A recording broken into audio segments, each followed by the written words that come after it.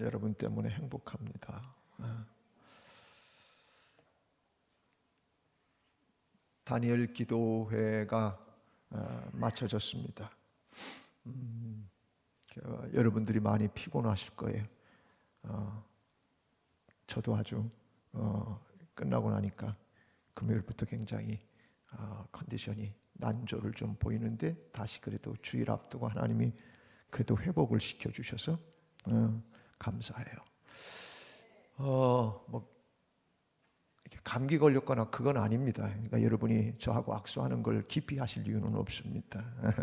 피곤해. 근데 여러분들 다니엘 기도회 참석해서 은혜 받는 것도 이거 뭐 수고했다고 말해야 되나 모르겠어요. 그렇죠? 은혜를 누렸는데 너무 좋았어요. 너무 좋은데 이런 생각을 해봤어요. 아이고, 1년에 2번 있었으면 좋겠다, 다니엘 기도회가. 상반기에도 있으면 우리 뭐 부흥회 안 해도 될 것 같아요. 그냥 상반기에 은혜 받고 하반기에 또 은혜 받고. 그래서 우리 교회가 앞으로 커지거든 작은 다니엘 기도회를 우리 교회에서 하든지, 상반기에는 그래서 우리가 중계를 하든지 꿈을 꾸자고요. 겁들 집어먹고 그렇게 또 하나님이 은혜를 주실지 어떻게 합니까? 자, 그런데 다니엘 기도회 이번에 또 시상을 하는 걸 발표를 하려고 지금 말씀을 꺼낸 거예요. 이번에는 어느 선교회가 1등을 했느냐? 그동안 이 여선교회가 항상 1등을 차지했는데 이번에 뒤집기가 일어났습니다. 우리가 부르는 찬송이 역전되게 해달라고 했는데 이번에 삼여선교회가 1등을 했습니다. 삼여선교회, 삼여선교회 손 들어보세요. 삼여선교회, 삼여선교회 박수.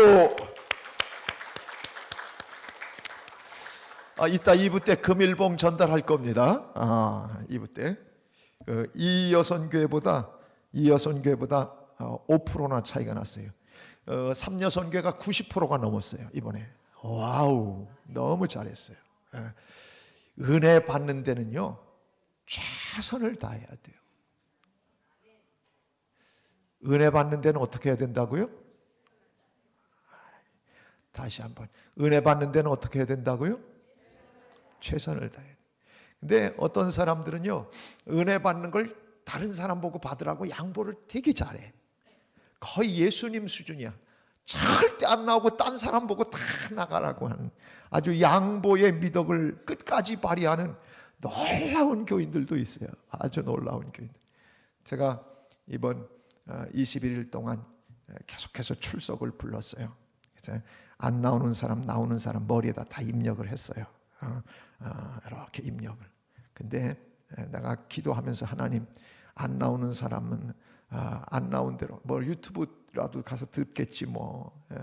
근데 같이 기도하고 21일 동안 한 게 너무 행복해요. 여러분, 앞으로도 우리가 어떤 일이든지 은혜 받는 데만큼은 주님 오실 날이 가까운데, 그리고 우리가 언제 주님 앞에 설지 모르는데 정말 나를 정결케 하고 정말 내 마음에 영적인 은혜를 갖고 살아가는 것만큼 중요한 거 없어요.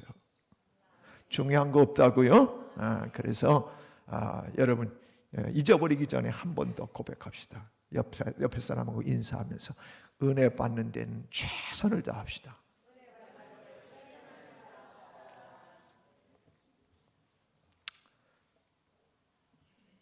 사람들은요 어떤 특별한 일, 특별한 사건 또는 그리고 살아가면서 어떤 기념할 만한 것들이 있으면 기념 식수를 하기도 하고, 그리고 특별한 그 기록들을 남기기도 하고 그럽니다. 저는 가끔 해외 여행을 가서 놀라는 것이 있어요. 뭐냐면 나 다녀간다. 그리고 거기다가 아무개 있었는데 한국말로 써놨어. 그 외국 땅에 자기가 다녀간 걸 거기다가 그렇게 꼭 기록을 해야 되는지. 근데 사람들의 심리가 그렇게 기억하고 또 그런 우리 속에 특별한 것들은 기념하려고 하는 경향들을 갖고 있습니다. 그래서 기념식수도 심고 뭐 또 비석도 세우고 그렇게 하죠.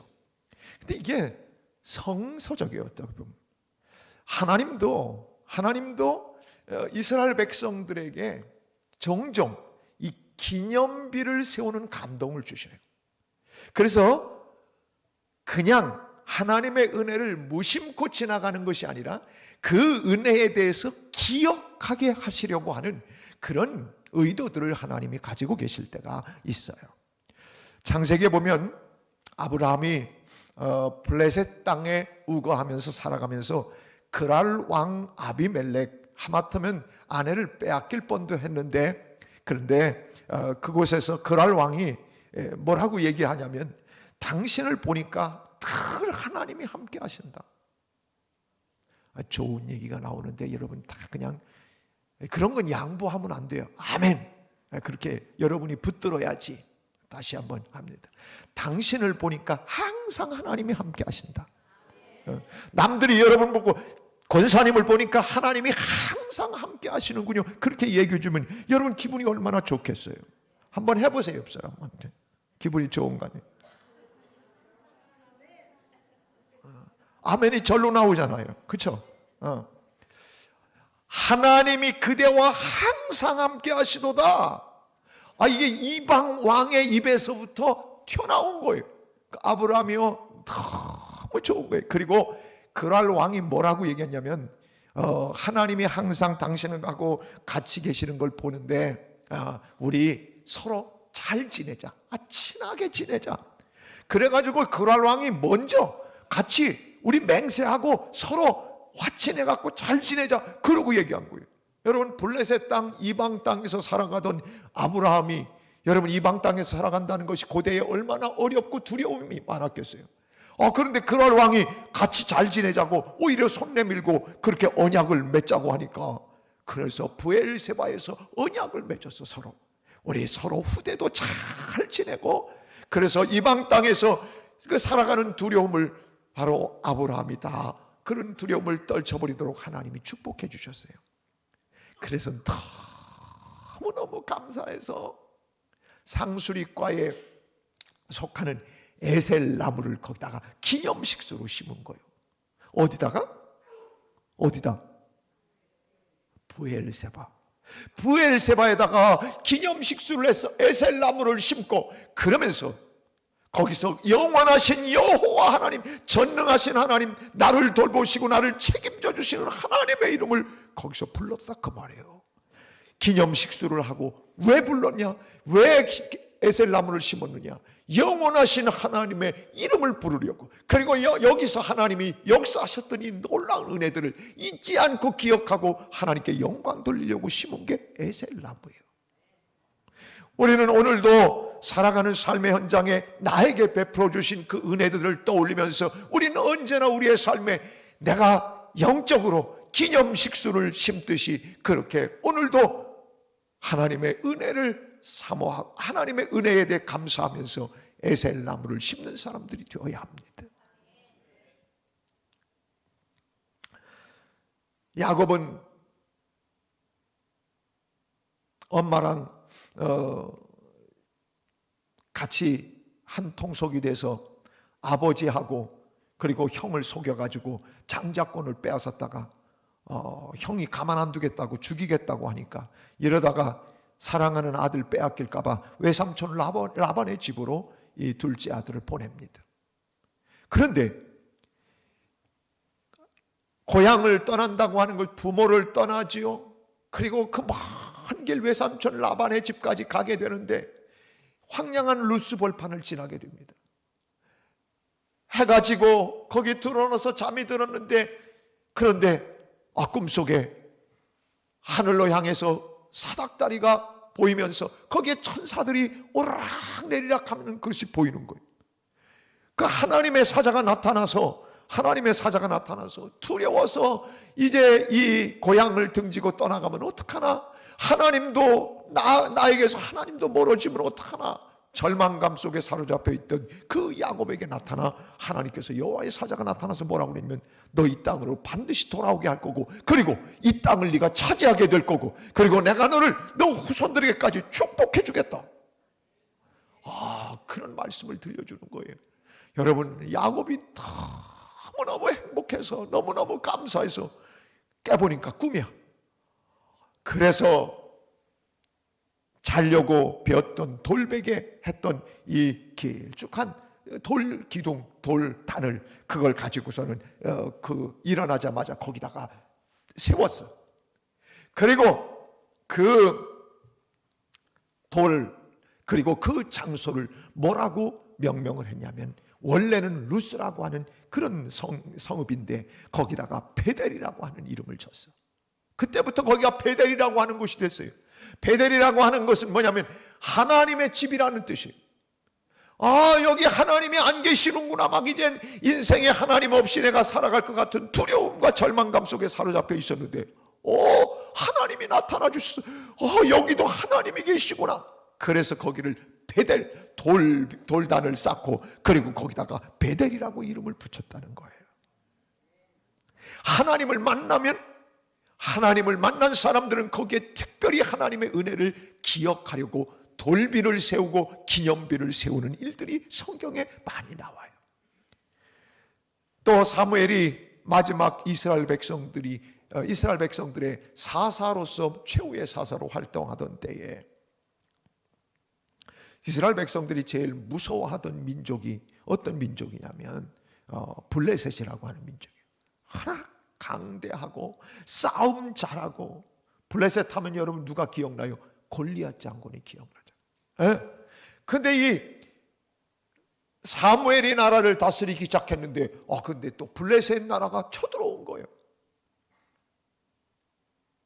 모두가 두려워서, 블레셋 하면 다 두려워서 막 두려워 떨고 있었는데 그때 사람들이 뭐라고 그랬냐면 백성들이 사무엘 선지자한테 얘기하는 거예요. 당신은 그저 하나님 앞에 기도해달라고, 쉬지 말고 기도해달라고, 쉬지 말고 기도해달라고. 제가 여러분에게 해답을 드리는 거예요. 쉬지 말고 당신은 기도만 해주십시오. 백성들이 이 사무엘 보고 기도해달라고 그랬어요. 하나님 앞에 기도하고 번제를 드리고 그리고서는 기도를 했는데 하나님이 갑자기 하늘에서부터 우레를 발했어요. 우레가 뭐예요? 우레가 뭔지 몰라요?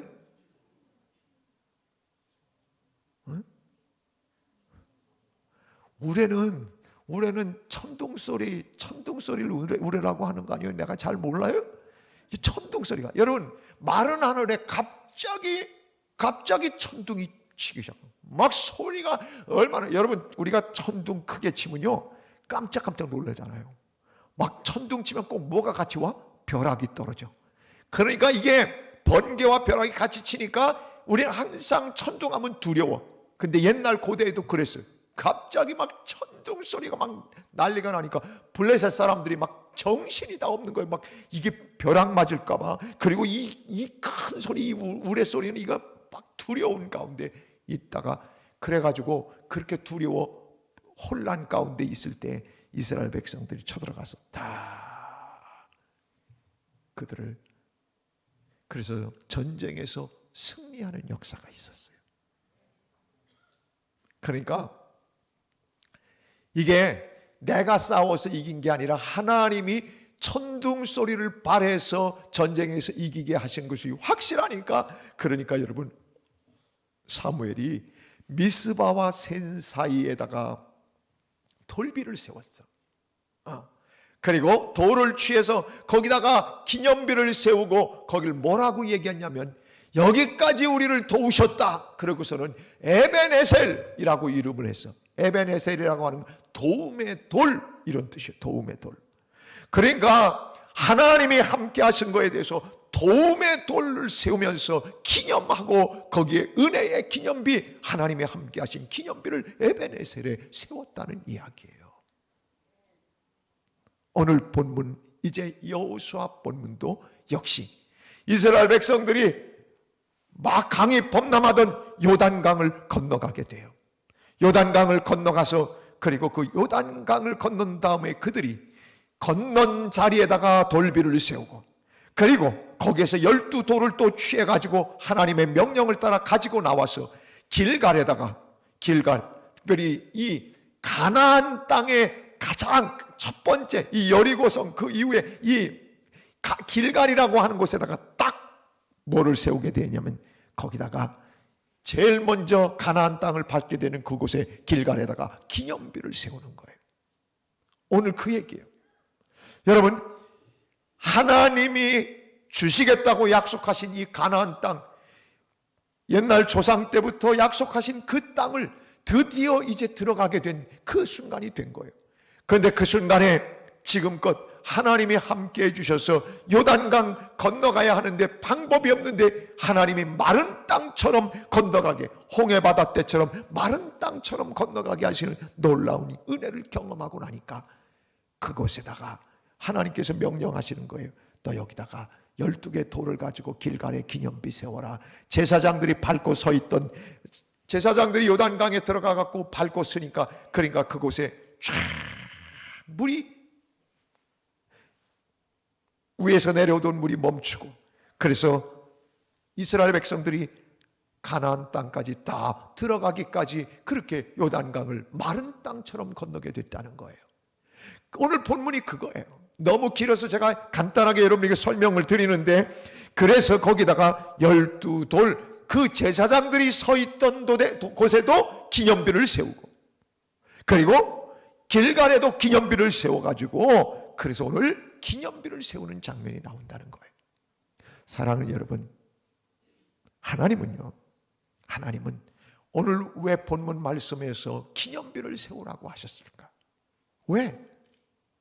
기념비를 세우라고 하는 이유, 그거는 첫 번째 뭐냐면 하나님이 베풀어 주신 은혜를 잊지 말고 기억하라고, 그래서 기념비를 세우게 한 거예요.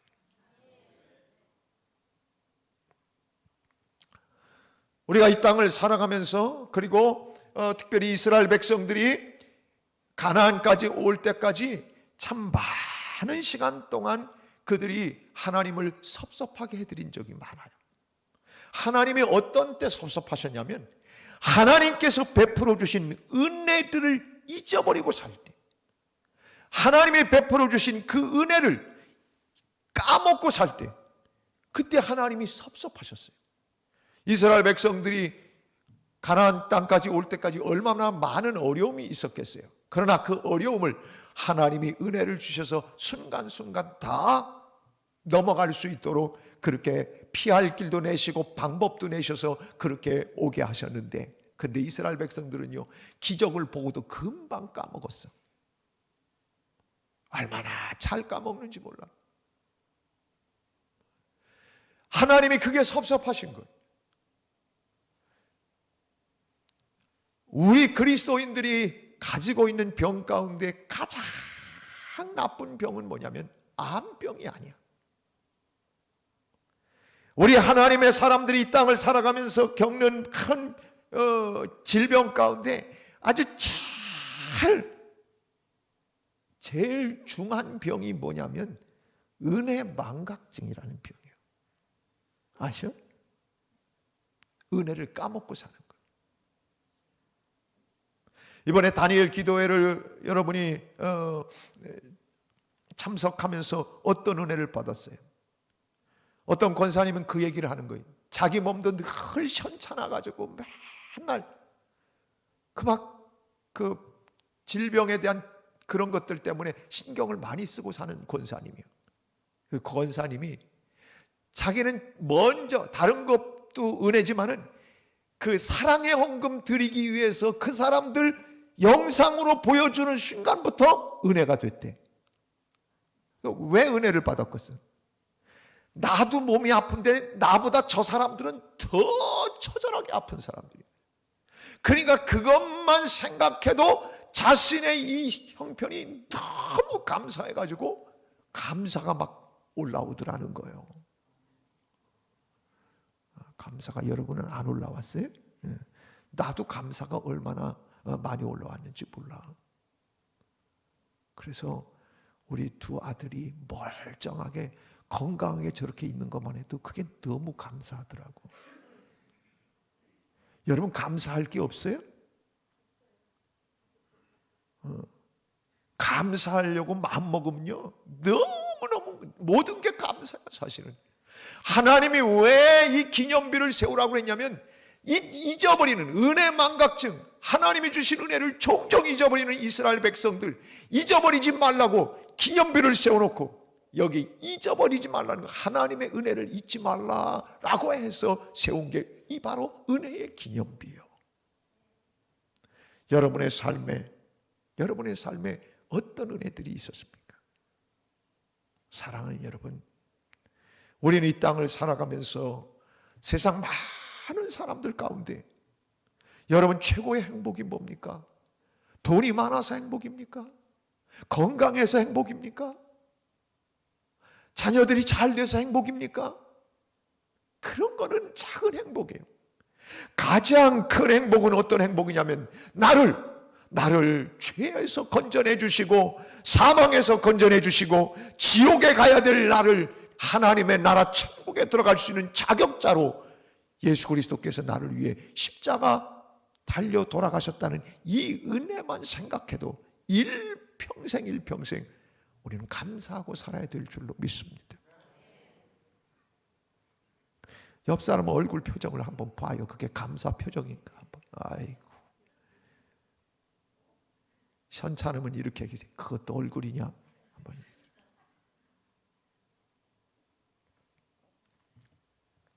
러시아에서 그 유학생 세계 선교 대회가 있었는데, 그런데 두 학생이 강사님을, 설교가 끝나고 나서 강사님에게 찾아왔어요. 강사님에게 찾아와 갖고는 둘이 그러면서 친구 따라서 오늘 집회에 참석했는데 오늘부터 예수 믿기로 했습니다. 그래서 강사 목사님이 너무 감사해서 잘했다고 그러면서 또 그 오늘 친구가 오자고 해서 왔는데 제가 굉장히 감동을 많이 받았습니다. 그러니까 목사님이, 강사님이 궁금하잖아요. 뭐에 그렇게 감동을 받으셨어요? 그랬더니, 그러니까 이 오늘 처음 믿기로 했다는 이 학생이 이렇게 얘기한 거예요. 저는 이런 데가 생소해서 목사님이 뭐 말씀을 하시는데 무슨 내용인지 잘 알아듣진 못했습니다. 그러니까 목사님이 좀 실망을 했어. 자기 얘기를 듣고 막 은혜를 받고 예수 믿기로 결단한 줄 알았더니 그래가지고 마음속에 오늘부터 예수 믿기로 말씀 듣고선 이렇게 했다는 사람이 자기는 아주 낯설고 단어들도 생소하고 그래서 말씀의 은혜를 받은 것이 아니라니까 실망을 했어요. 근데 궁금하잖아요. 어떻게 예수 믿게 됐습니다. 근데요 목사님, 제가 다른 거는 모르겠는데요, 예수님을 믿는 것 그리고 믿음을 갖고 산다는 게 오늘 목사님을 쳐다보면서 제가 예수 믿기로 결정한 것 중에 하나는, 목사님이 믿음을 가진 사람은 바로 그렇게 믿음을 가져야 된다고 얘기하시는데 목사님의 얼굴을 보니까 세상에서 가장 행복한 얼굴이더라는 거예요. 그래서 믿음을 가진 사람은 저렇게 행복한 얼굴을 갖는구나, 여기에 은혜를 받아서 자기가 예수 믿기로 했다는 거예요. 옆 사람을 다시 한번 쳐다보세요. 아직도 웃지 않고 있으면 한번 가장 행복한 그런 얼굴을 좀 여러분들이 좀 유지해 보세요. 성가대가 잘 보이니까 성가대들 한번 해보라고. 가장 행복한 얼굴로 한번 해보세요. 가장 행복한 얼굴. 그런 거예요. 행복한 얼굴. 이은희 권사님. 저 확대해서 한번 보여줘요. 이은희 권사님은 어떻게 하는 여러분, 그러니까 내 얼굴에 얼마나 행복하고 얼마나 감사한지, 예수 믿어서 내게 주시는 은혜가 얼마나 감격스러운지, 그게 얼굴을 통해서 나타나야 그리스도인이라 그 말이에요. 어떤 사람이 나를 쳐다보면서 어디 아프냐? 이렇게 묻는 것은 그 사람은 잘못하고 있는 거예요. 내 얼굴 보고 걱정거리 있어? 이렇게 물으면 이것도 낙제요. 내 얼굴을 보고 행복하구나? 이렇게 말을 해야 돼요. 아멘을 아무도 안 하셨어 지금. 내 얼굴을 보고 뭐 그렇게 좋은 일이 있어? 그래도 아멘을 안 하시네. 뭐 좋은 일이 있나 봐? 이렇게 얘기하는 사람들이 되어야 돼요. 여러분, 우리는 하나님의 은혜를 기억하면 내 얼굴에도 나타나고 내 언어에도 나타나는 거예요. 감사하면요, 사람이요, 감사하다는 걸 자꾸 입으로 되뇌이게 돼 있어요. 감사하면요, 감사한 일이 있으면요, 입에서 근질근질해서 이 막 감사가 막 자꾸 튀어나와. 우울한 얼굴로 이 땅을 살아가는 것은 절대 그리스도인의 모습이 아니에요. 이 땅에서 최고의 행복, 예수 그리스도를 믿고 구원받았다고 하는 이 감격을 갖고 있는 사람은 마음도, 그리고 우리의 영이 우선 행복하니까 마음도 그렇고 우리의 얼굴도 그렇고 우리의 언어도 감사와 행복이 넘쳐나야 된다, 그 말이에요.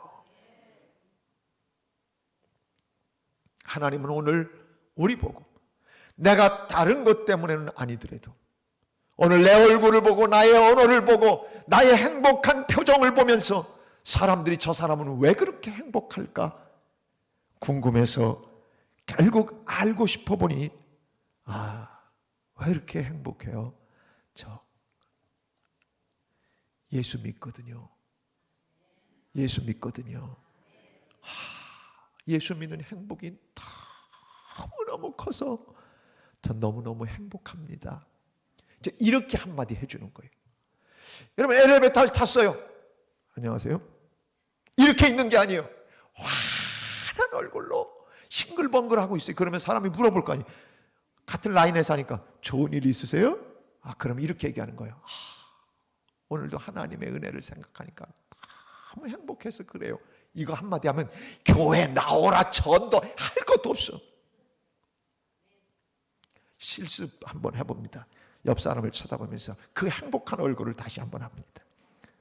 강한나, 더 확실하게 얼굴 좀 해봐. 피곤하다고 그러지 마.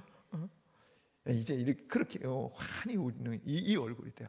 막 세상살이에 지쳐가지고 막 이렇게 있는 얼굴이 아니라 환한 얼굴로, 환한 얼굴이 아니에요.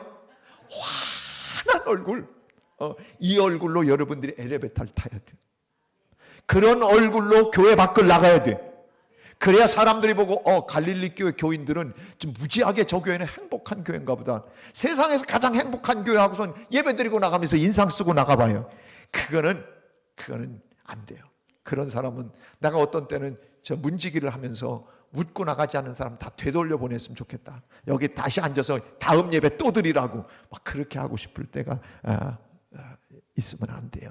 여러분, 그래, 여러분, 하나님을 잘 섬기는 사람, 왜? 하나님의 은혜를 생각하면 살아가는 순간이 너무 감사한 거예요. 그렇잖아요? 내 자녀가 그만큼 건강한 게 너무 행복해. 내가 저렇게 아파서도 그렇게 믿음을 지켜내는, 살아내는 사람들도 있는데 나만큼 건강한 것도 너무 감사해. 중환자실에 있는 그 사람들 보니까, 그래서 우리는 다니엘 기도회를 통해서 그런 은혜들이 다 우리 속에 상대적으로 비교해도 은혜고, 하나님의 은혜를 받고 내가 예수 믿어 구원 얻은 것만 해도 감격스럽고, 그래서 직장에서도 그렇고 알바 나가서도 그렇고 항상 여러분의 표정이 최고의 표정이 되어야 돼요. 아멘. 그게 이 하나님의 은혜를 증거하고 기억하는 사람들의 모습이라 그 말입니다. 불평하거나 원망하거나 투정하거나 그리고 부정적이거나 이건 아니에요. 하나님의 은혜를 아는 사람들은 절대 언어도 그렇게 사용하지 않아요. 항상 긍정적이고 항상 하나님께서 함께 하시는 그런 은혜를 담은 표현들을 하게 된다 그 말이에요. 그래서 베드로 사도는 너희들이 말하려면 하나님이 말하는 것처럼 하라는 거야. 하나님이 말하는 것처럼, 인간들이 말하는 것처럼 말하는 것이 아니라 하나님이 말씀하는 것처럼 말하라는 거예요. 긍정을 말하고 사랑을 말하고 이해를 말하고 용서를 말하고 긍휼과 자비를 말하고, 그리고 항상 하나님이 함께 하시는 능력을 전하는 사람들이 되어야 될 줄로 믿습니다. 이게 은혜의 기념비를 세우라고 하시는 하나님의 의도예요. 또 하나 뜻이 있어.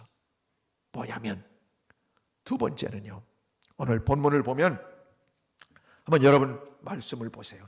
유숙할 곳 길갈에도 세우고 또 요단 가운데 언약궤를 맨 그곳에다도 저걸 세우라고 하는데 21절부터 한번 보세요. 21절 한번 다시 봅니다. 21절부터 그걸 세워놓고 이스라엘 자손들에게 말하여 이르되 후일에 세월이 흐른 다음에 너희의 자손들이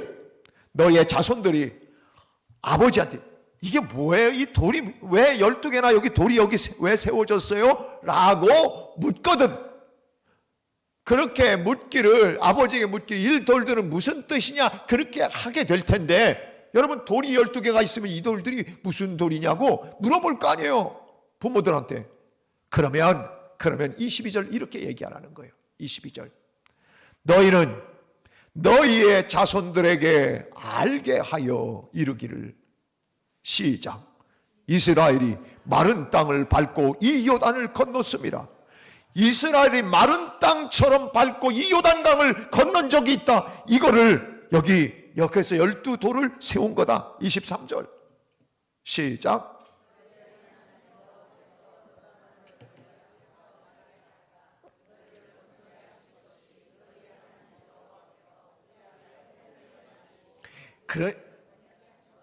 그러니까 요단강을 건너게 되는데 이 요단물이 마른 땅처럼 건너게 된 이유는 하나님이 그것을 요단물을 마르게 하셨다는 거예요. 마르게 하시고 건너게 하신 것이 우리 조상들이 홍해 바다를 건너올 때도 그랬던 것처럼 우리를 똑같이 건너게 하셨다는 것. 그 다음 24절 시작.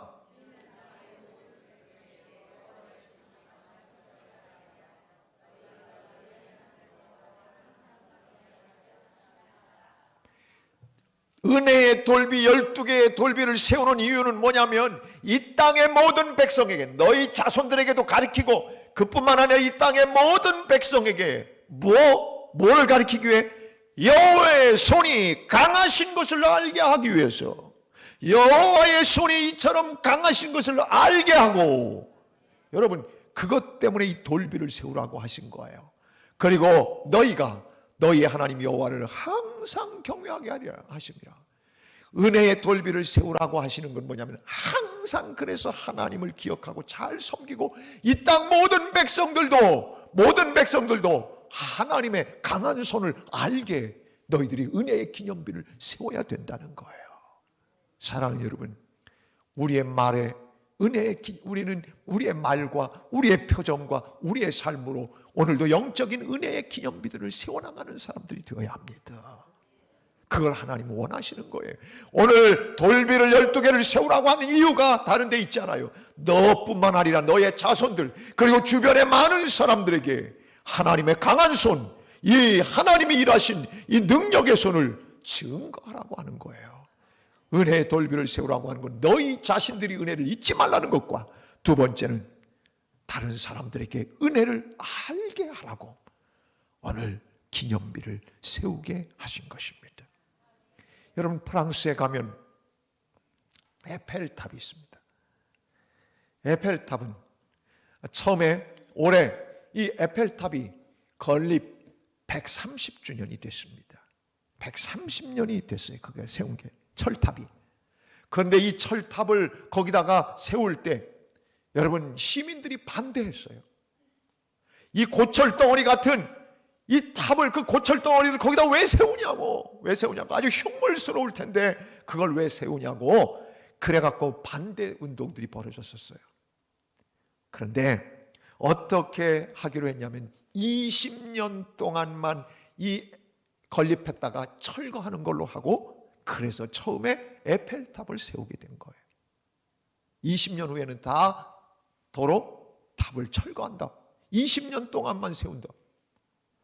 20년 동안 프랑스 사람들이 이 에펠탑 에펠탑을 보면서 딱 20년 동안을 살아가다 보니까, 그러니까 20년이 지난 다음에 다시 여론조사를 하니까 그걸 왜 철거하냐? 철거하지 말고 그냥 두자. 그래서 에펠탑이 130년이 된 거예요.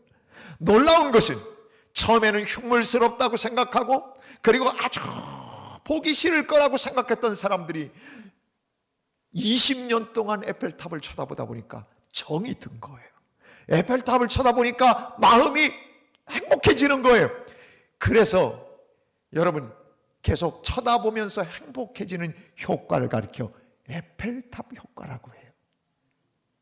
사랑하는 여러분, 은혜의 기념비를 세워놓고 12돌을 보면서 날마다 하나님의 은혜를 상고하고 기억하면서 이스라엘 백성들이 뭐가 생겼겠어요? 행복함이 일어나지 않았겠어요? 그 자녀들에게도, 야, 하나님이 이렇게 역사에서 우리 조상들이 이렇게 건너갔다. 우리 때도 홍해바다도 그렇게 조상들이 건너가는데 우리 때도 이렇게 건너갔다. 이게 12돌이 그때 하나님이 세우라고서 세운 거다. 그래서 자자손손 하나님의 은혜와 능력을 증거하고, 그리고 그때를 기억할 때마다 막 행복해지고, 행복한 그 모습, 행복한 신앙을 그렇게 이스라엘 백성들에게 전달하고, 그리고 자꾸 이스라엘 백성들에게, 그리고 모든 세상 많은 사람들에게 그것을 증거하도록 하기 위해서 하나님 은혜의 돌비를 세우라고 하셨던 겁니다. 오늘 사랑하는 여러분, 우리를 보고, 우리는 하나님이 우리를 이 땅에 세우신 예수님의 분신들입니다. 당신의 목숨과 나를 바꾼, 마치 걸어다니는 에펠탑 같은 그런 존재들입니다. 나를 보면 사람들이 행복을 느끼고, 나를 보면 기분이 업되고, 나를 통해서 하나님을 만나고 능하신 하나님을 증거하게 되고, 바로 그런 역사들을 위해서 예수님도 저주스러웠던 십자가를 바꾸어 에펠탑처럼 행복한 십자가를, 우리에게 은혜의 십자가를 보여주신 것처럼 오늘 우리도 이 땅을 살아가면서 이 절망스러운 이 땅에, 소망 없는 이 땅에 오늘도 내가 이 에펠탑 효과를 내는 하나님의 사람들로 이 땅을 살아가도록 기대하기 위해서, 기대하시며 오늘 이 땅에 우리를 심으신 줄로 믿습니다. 우리를 먼저 예수 믿게 하신 이유는 다른 데 있지 않아요. 오늘도 나 때문에 다른 사람들이 하나님의 능력을 알게 되어지고, 나 때문에 다른 사람들이 인생의 행복을 알게 되어지고, 나 때문에 다른 사람들이 은혜로 이 땅을 살아가는 것, 그거를 경험케 하기 위해서 오늘 나를 부르셨음을 잊지 마시기를 부탁합니다. 추수감사주일입니다. 내가 추수를 안 했다고 추수감사주일 아닙니다. 한 해를 결산하며 한 해를 돌아보는, 그래서 저는 제가 절기 헌금 가운데서는 제가 옛날부터 전통을 배운 것이 있어서 저는 이 절기 때, 추수감사 때는 거의 10의 2조를 드립니다. 그전에 10의 2조가 되는데 요즘은 좀 10의 2조가 안 돼요. 그렇게 드려요. 왜 그런 줄 아십니까? 은혜가 감사해서 내 마음에, 내 삶 속에 은혜의 돌비를 세우고 하나님의 은혜를 깊이 그렇게 하는 거예요. 여러분, 내가 왜 그렇게 하느냐면, 내가 액수가 많은 헌금을 하면 내 마음이 거기 더 담겨요. 은혜를 더 기억해요. 그래서 저는 잊지 않고 그렇게 늘 헌금을 하려고 해요. 왜 그러냐면, 여러분, 내가 어디 가서 음식을 많이 돈을 비싸게 주고 먹고 나면 오래오래 기억이 나거든요. 저는요, 은혜의 기념비라고 하는 것은 물질과 연결되는 것은 아니지만, 제가 예를 든다면 그거예요.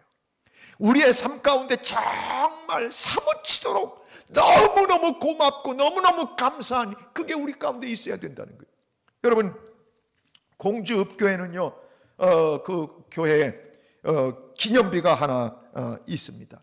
그 기념비가 어떤 기념비냐면 특별한 그 기념비인데, 그 기념비는 마당 구석에 공덕비가 하나 있는데, 양두현 지루두라고 하는 이 두 부부의 공덕비가 거기 교회에 있답니다.